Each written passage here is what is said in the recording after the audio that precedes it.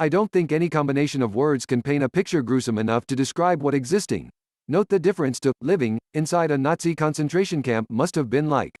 Viktor Frankl was one of the few who survived in a place where your chances of dying are higher than those of living on any given day.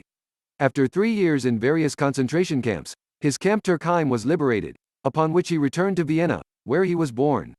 Frankl spent the rest of his life teaching what he'd learned during the worst of times, that people can, and must, find meaning in their lives, even if all they know is tremendous suffering. It's known as logotherapy and is what makes him one of the key figures of modern psychology. Here are 3 lessons from his world-famous 1946 book, Man's Search for Meaning. 1. Sometimes the only way to survive is to surrender to death. 2. Your life has its own meaning and it's up to you to find it. 3. Use paradoxical intention to make your fears go away. Are you ready for some of the toughest lessons anyone has ever had to learn? Let's show Viktor Frankl some respect by learning from him. Lesson 1. Being indifferent to death allowed people to survive. Frankl said all concentration camp prisoners went through the several phases after arriving at the camp. This one is what made him and some of his surviving peers different from those who perished, and it's quite paradoxical. In order to survive, you had to be okay with dying any moment. This sort of indifference to death, the perspective of merely existing, not living, allowed prisoners to shield their minds from the terrors around them and do what was necessary to survive. All of the things we take for granted today were severely limited in the concentration camps: food, clothing, sleep, rest. By surrendering to the present and not spending 1 second thinking of the future, prisoners summoned the apathy they needed to, for example, grab a vital pair of shoes from a dead body or hide in a pile of manure to avoid being led to the gas chambers.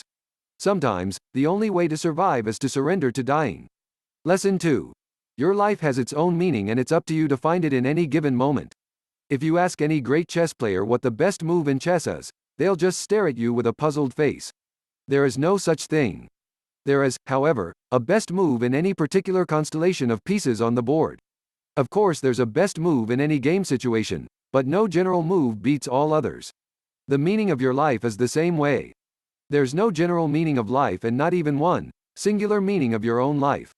Your life's meaning is not only unique to you, it also depends on your decisions and situations. This is what logotherapy claims, and it flips the common misconception that you have to find your life's meaning first, before you're able to live your best life, upside down. Instead, how you act, and how much responsibility you bring to the decisions you make determines how big your sense of meaning in life is.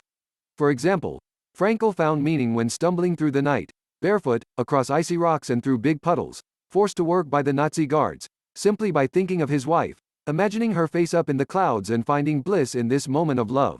Lesson 3. Try to force your fears to come true to make them go away. Another thing logotherapy does is enable people by focusing on their internal state of mind, instead of external factors, thus giving them a sense of control over their own life. For example, if you're afraid of sometimes stuttering in front of your friends, it might seem like your environment, i.e. your friends being there, is what's at fault. But by using something Frankl calls paradoxical intention, you can turn this around and take control.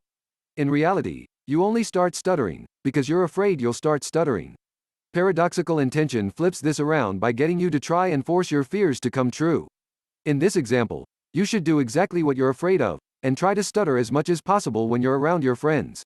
You'll notice that, as soon as you try to force it to happen, it won't work, and eventually lose your fear of stuttering in front of your friends altogether. Man's Search for Meaning Review. Man's Search for Meaning is about more than just reading or learning something new. It's about respect. I don't think there's any way my generation, millennials, can make amends or pay dues for what previous generations have done. It's not our job either. But there's still that feeling of having to take responsibility for the course of history by learning as much about it as we can and showing our respect to those who shaped it. Maybe it's because I'm German, but I really think everyone should read this. Also, this short video is a great start to learn more about Viktor Frankl and his work. Who would I recommend the Man's Search for Meaning summary to? The 16-year-old, who's just starting to learn about World War II in school. The 30-year-old, who's on his 4th job, desperate to finally discover his life's meaning, so he can build a real career, and anyone who's afraid of being embarrassed in public for small mistakes.